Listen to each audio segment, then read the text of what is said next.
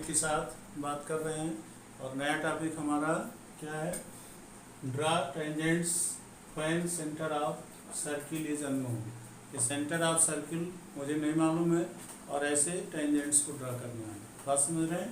तो my today's topic is draw tangents when centre of circle is unknown. इसी पर हमने पेश करता हुआ एग्जाम्पल लिया कि draw a circle with the help of circular solid ring. क्या करते हैं कि मतलब एक सर्किल को ड्रा करते हैं, किसके द्वारा? सर्कुलर सॉलिड रिंग के द्वारा। Construct a pair of tangents from A point P outside the circle. और सर्किल के आउटसाइड में एक पॉइंट पी ले लेते हैं, उस पॉइंट पी से हम क्या करेंगे? टेंजेंट ड्रा कर देंगे। यही हमारा मेन एग्जाम्पल है। अब इस एग्जाम्पल थीम्स में किस तरह से हम वर्कआउट करते हैं, इसके लिए हम फिगर 1 पर आते हैं। फिगर 1 में क्या दिखाया गया है कि एक सर्किल पहले हम ड्रा करते हैं और वो सर्किल किसकी हेल्प से, कि मतलब एक रिंग है, आयरन रिंग, जिसको सामान्य तौर पर इसने क्या कहा? Solid ring. इसी के माध्यम से सर्कुलर सॉलिड रिंग है, हम एक सर्किल बना लेते हैं। तो वही चीज़ स्टेप ऑफ कंस्ट्रक्शंस में यूज़ करेंगे। जो चीज़ हम वर्कआउट करते हैं कंस्ट्रक्शन में, उसी का हम यहाँ पर एक्सप्लेनेशन करते हैं। तो draw a circle with the help of circular solid ring. Circular solid ring के द्वारा एक सर्किल बनाया। And then draw the non parallel chords A B and C D. और उस पर एक ए बी नाम से कॉर्ड लिया और दूसरा सी डी नाम से लिया, जो नॉन पैरेलल है। मतलब नॉन पैरेलल मतलब एक दूसरे को इंटरसेक्ट कर रही हैं। Then draw a perpendicular bisector of A B and C D. अब हम क्या करते हैं? ए बी और सी डी का परपेंडिकुलर ड्रॉप कर लेते हैं। तो परपेंडिकुलर बाइसेक्टर्स होता है। जैसे मान लीजिए ए बी का बाइसेक्टर ड्रा करना है, एक बार ए को सेंटर मानते हुए हम क्या करते हैं? मोर देन हाफ का यहाँ आर्क लेते हैं up and down. Same conditions में बी पॉइंट को सेंटर मानते हुए इस आर्क को कट करने की कोशिश करते हैं और इस तरह से जो एक परपेंडिकुलर ड्रॉप होता है, ये लाइन हमारी ड्रॉ के सेंटर की तरफ आ रही है। सेम कंडीशंस में CD को क्या करते हैं? CD सामान्य तौर पर एक कार्ड के रूप में है, जिसको हम परपेंडिकुलर ड्रॉप करते हैं। इसमें परपेंडिकुलर बाइसेक्टर्स के नाते एक बार हम C को सेंटर मानेंगे, तो इसके माध्यम से दो आर्क ड्रा करते हैं अप डाउन। सेम कंडीशंस में D के माध्यम से फिर हम दूसरा आर्क ड्रा करते हैं। तो इस तरह से एक आर्क दूसरे को इंटरसेप्ट करता है और वही इसका बाइसेक्टर लाइन होती है। दोनों लाइन एक दूसरे को सेंटर की तरफ बढ़ती हुई दिख रही है, जहां एक दूसरे को इंटरसेप्ट करती हैं। मतलब ये बाइसेक्टर्स जो ए बी और सी डी के हैं, जहां एक दूसरे को इंटरसेक्ट करते हैं, वही सेंटर ऑफ सर्किल होगा। तो उसी के लिए इसने कहा then draw a perpendicular bisector of A B and C D both intersect point O. दोनों क्या करती हैं? वो पॉइंट पर इंटरसेप्ट करती हैं, because O is the centre of circle. और वो क्या है? सेंटर ऑफ सर्किल है। सेकेंड पॉइंट पर now take a point P. अब हम क्या करते हैं? पी एक पॉइंट ले लेते हैं जो आउटसाइड ऑफ फर्स्ट सर्किल से बाहर है।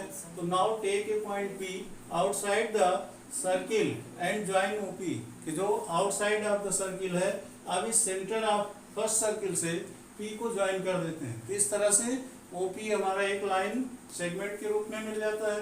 तो उसी को एक आ रहा है कि join now take a point P outside the circle and join OP. Again draw bisector of OP. अब ओपी का बाइसेक्टर ड्रा करते हैं, तो ओपी का बाइसेक्टर ड्रा करते हैं, वही पहले वाला प्रोसेस। एक बार पी को सेंटर मानिए, दूसरी बार ओ को सेंटर मानते हुए इसका आर्क एक दूसरे को इंटरसेप्ट करा के परपेंडिकुलर ड्रॉप कर लेते हैं। तो इस तरह से जो परपेंडिकुलर ड्रॉप करते हैं वो बाइसेक्टर ऑफ ओपी होगा। It is A mid point of OP, और ये ओपी लाइन का मिड पॉइंट होगा, जिसको मिड पॉइंट को इंडिकेट करने के लिए हमने एम पॉइंट डिनोट कर रखा है। Taking M P is equal to M O. अब हम क्या करते हैं? इसका वेरिएशन कर देते हैं कि M P is equal to M O is a radius and draw another circle. और इसके बाद फिर दूसरी सर्किल ड्रा कर लेते हैं। किस आधार पर? चाहे एम पी या M O as a radius है, उस रेडियस के माध्यम से हम दूसरी सर्किल ड्रा कर लेते हैं with intersect the given circle at T and T dash. और इस तरह से दोनों जो फर्स्ट सर्किल थी वो दूसरी सर्किल क्या करती है? टी एंड टी डैश पर इसको इंटरसेप्ट करती है। मतलब फर्स्ट सर्किल के circumference T and T dash point पर इंटरसेक्ट करती है। The given circle at T and T dash join P T and P T dash. अब हम क्या करते हैं, पी टी और पी टी डैश को ज्वाइन करते हैं। It is A required tangents, यही हमारा रिक्वायर्ड टेंजेंट्स होता है, जो पी से टी को ज्वाइन कर देते हैं और पी से टी डैश को ज्वाइन कर देते हैं। बात समझ में आ गया। तो इस तरह से अगर देखा जाए तो इसका कंस्ट्रक्शन स्टेप बहुत ही आसान होता है। एक बार फिर से हम उसको समरी कर देते हैं कि फर्स्ट टाइम हम क्या करते हैं, एक सर्कुलर रिंग के द्वारा, सर्कुलर सॉलिड रिंग है जिसके द्वारा हम एक सर्किल ड्रा करते हैं। अब इस सर्किल को ड्रा करने के बाद सेंटर तो हमें मालूम नहीं है, तो सेंटर नहीं मालूम है तो उसके पहले हम क्या करते हैं, दो कार्ड ले लेते हैं। एक का नाम ए बी है और दूसरा सी डी है। तो ए बी और सी डी कार्ड के तौर पर यहाँ ड्रा करते हैं। दोनों नॉन पैरेलल हैं, माने एक दूसरे को इंटरसेक्ट करते हैं।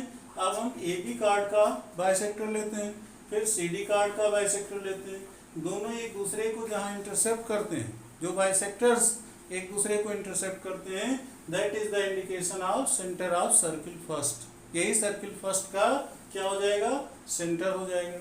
अब सर्किल फर्स्ट का सेंटर जो हमें मालूम हो गया, तो पी पॉइंट को एक आउटसाइड पॉइंट के रूप में फर्स्ट सर्किल से बाहर लेते हैं। और फर्स्ट सर्किल से बाहर लेने पर ये स्थिति क्या आती है कि यहाँ से ओ से पी को ज्वाइन कर देते हैं। ओ पी एक लाइन सेगमेंट बन जाता है। अब ओ पी लाइन सेगमेंट होने पर ओ पी का बाइसेक्टर कर देते हैं।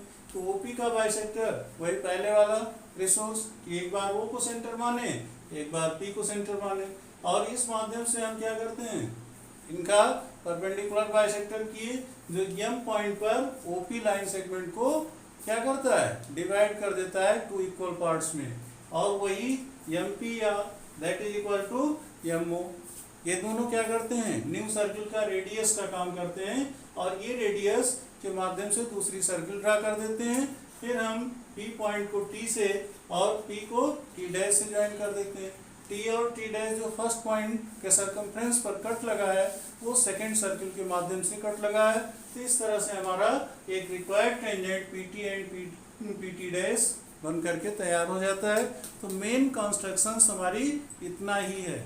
अब इसके बाद फिर एक दूसरा इससे रिलेटेड बहुत ही अच्छा एग्जाम्पल है, उस पर डिस्कशन करते हैं। Now I will take example 2, draw pair of tangents. यहाँ पर भी हमें क्या करना है, पेयर ऑफ टेंजेंट्स बनाना है to a circle of radius TCM। मतलब एक सर्किल लेंगे जिसका रेडियस TCM है, which are inclined to each other at an angle of 45 degree, जो एक दूसरे को 45 डिग्री के एंगल पर इंक्लाइंड करते हैं। मतलब कि वहाँ इंक्लाइंड करने का सेंस क्या है कि एक दूसरे को एक एंगल ऑफ इंक्लिनेशन 45 डिग्री पर टच करते हैं। यही हमारा कहने का मीन्स है। इसमें कंस्ट्रक्शन स्टेप देखने से पहले आप फिगर 2 पर आ जाएंगे। फिगर 2 जैसा एक सर्किल बना हुआ है। इस सर्किल में यहाँ P Q as a largest chord के रूप में है। Largest chord it is a diameter of the circle. तो उसी से इसको हमने यहाँ पॉइंट में दिया है। First point, draw circle of radius 3 cm, then take POQ। अब हम क्या करते हैं, POQ को एज ए किस रूप में लेते हैं, लार्जेस्ट कार्ड, सबसे बड़ा कार्ड के रूप में, जो सेकेंड सेंस हम डायमीटर ऑफ सर्किल कर सकते हैं। तो आपका सर्किल सेकेंड पॉइंट क्या कर रहे हैं, ड्रा द रेडियस OR। अब हम क्या करते हैं, OR को टच करा देते हैं। R जो हमारा पॉइंट ऑफ कांटेक्ट का काम करेगा, तो यहाँ से OR एज ए रेडियस काम कर रहा है। तो draw the radius OR meets the circle eight R, जो सर्किल को सरकमफ्रेंस पॉइंट R से टच कराती है, सच दैट एंगल QOR, तो एंगल QOR यहाँ से क्या होगा, 45 डिग्री के एंगल पर हम इसको पॉइंट ऑफ कांटेक्ट चूज कर रहे हैं, क्योंकि एटलीस्ट हमारी टारगेट क्या है कि हमें 45 डिग्री का एंगल ऑफ इंक्लिनेशन देना है। तो इस नाते पहले जो एंगल हमने QOR बनाया वो 45 डिग्री है। थर्ड पॉइंट हमारा क्या रहा है, draw PD is perpendicular on PQ। PD हमारा क्या है, PQ पर परपेंडिकुलर है। तो PD आप देख रहे हैं, PD ए लाइन सेगमेंट है, और उसके बाद PD is perpendicular on PQ। ये PQ पर क्या कर रहा है, PD is perpendicular on PQ। मतलब कि इधर का आप एंगल देख रहे होंगे फिगर में कि ये अप साइड टेंजेंट लाइन के कारण क्या है, 90 डिग्री का एंगल है। तो ये 90 डिग्री का एंगल है, तो मीन्स POQ आपका डायमीटर है। तो diameter is a straight line angle, तो सेम कंडीशंस में ये भी 90 डिग्री होगा। तो सेम वही कंडीशंस ये दिखाना चाह रहे हैं कि draw PD is perpendicular on PQ, कि पीडी हमारा पीडी लाइन है, ये किस पर परपेंडिकुलर है, ये परपेंडिकुलर है पीओ पर। बात समझ रहे हैं, मतलब यहाँ से ये कह सकते हैं कि PD is perpendicular on PO, or perpendicular on PQ, दोनों कह सकते हैं। And R E is perpendicular on O R, और आर ई क्या है, आर से ई की distance, R E is perpendicular on O R. तो यहाँ से ओ आर की पोजीशन से दिए हैं, तो एक दूसरे से ये परपेंडिकुलर लाइन पर हैं। यहाँ पर लाइन सेगमेंट जो आपको दिख रहा है, थोड़ा सा फिगर हल्का सा स्लेंट लग रहा होगा, लेकिन हम इसको 90 डिग्री मानते हैं। तो ऐसी कंडीशंस में यहाँ से कौन परपेंडिकुलर है, यहाँ से R E is perpendicular on O R. तो जिस तरह से पी डी परपेंडिकुलर है पी क्यू पर, उसी तरह से आर ई परपेंडिकुलर है ओ आर पर। व्हिच इंटरसेक्ट इज, क्यों ऐसा है, क्योंकि वो एक दूसरे को इंटरसेप्ट करते हैं, और इंटरसेप्ट करने से जो एक पॉइंट ऑफ कांटेक्ट दिख रहा है, टेंजेंट प्रॉपर्टी भी कहती है कि राइट एंगल ट्रायंगल पर होगा। सेम कंडीशन से सेंटर से 45 डिग्री के एंगल पर लिए हैं, लेकिन उसके साथ साथ दूसरी जो लाइन सेगमेंट है वो हमारा क्या है, लार्जेस्ट कार्ड के रूप में है, और वह लार्जेस्ट कार्ड 180 डिग्री का एंगल बनाती है। तो सेम कंडीशंस में आगे की बात हम करेंगे, draw PD is perpendicular on PQ and RE is perpendicular on OR which intersect each other at point N। दोनों एक दूसरे को क्या करते हैं, N पॉइंट पर इंटरसेक्ट कर रहे हैं, और इस N पॉइंट पर इंटरसेक्ट करने के कारण इनका भी एंगल 45 डिग्री होगा।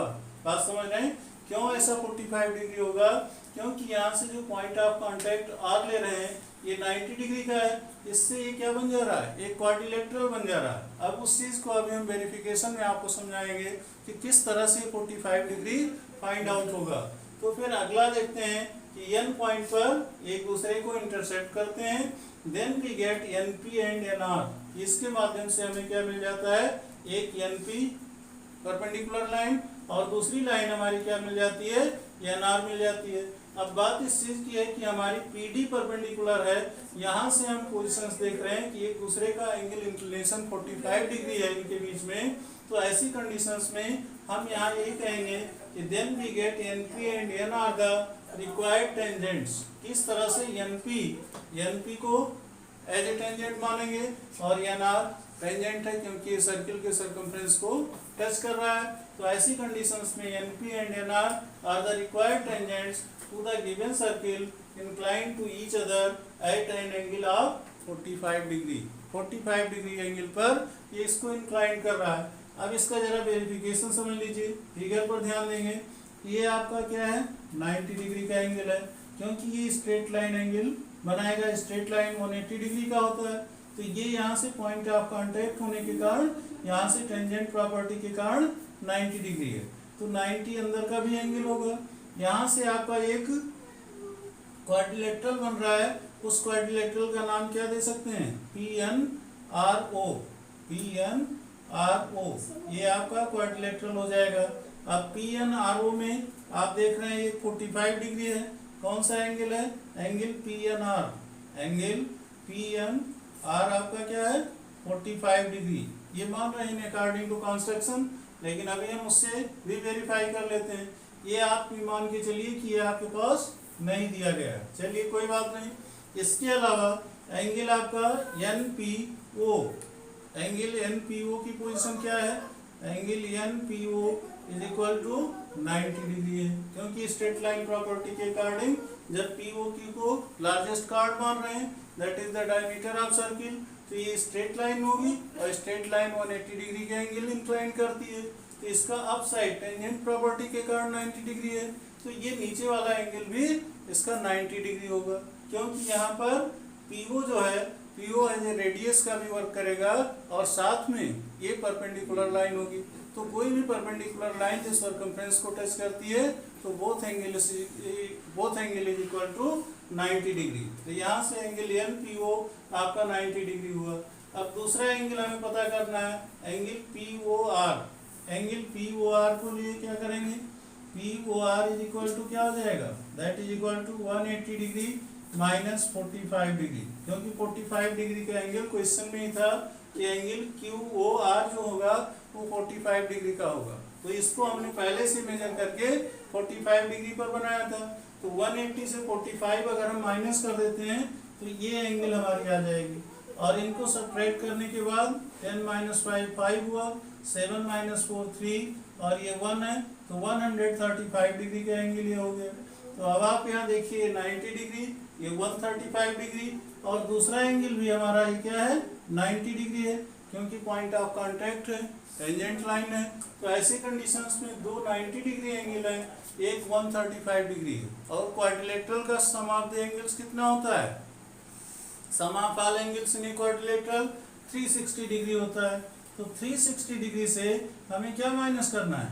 90 डिग्री प्लस 135 डिग्री और प्लस 90 डिग्री, ये एंगल हमें माइनस करने हैं। तो that is equal to 360 degree minus यहाँ से 90 प्लस 90 180, और 180 को किसके साथ ऐड कर देना है? 135 डिग्री के साथ ऐड कर देना है। तो 135 डिग्री के साथ ऐड करेंगे, 5 प्लस 0 5, 8 3 11 1 कैरी 1 1 1 2 प्लस 1 3, 315 डिग्री हो जाएगा। तो 315 डिग्री को 360 से माइनस कर देते हैं तो एटलीस्ट क्या आ जाता है? 45 डिग्री, जो हमारा रिक्वायर्ड कंस्ट्रक्शन स्वयं बता रहा है कि ये पॉइंट ऑफ कांटेक्ट के माध्यम से जब इसका सेंटर का एंगल जो एंगल QOR है हमारा 45 डिग्री लिया गया इन अकॉर्डिंग टू क्वेश्चन, तो अगला एंगल हमारा PNR वो क्या होगा? 45 डिग्री होगा, जिसको हमने यहाँ पर वर्ड्स में कहा था, और उसका verification in according to figure हम आपके PNRO एज ए क्वाड्रिलेटरल के माध्यम से प्रूव कर दिया। तो ये वेरिफिकेशन भी हो गया, in the case of calculation भी आप इससे सेटिस्फाइड हो गए। तो मेरा ये कहना है कि कोई भी कंस्ट्रक्शन करते हैं तो कंस्ट्रक्शन क्या होता है?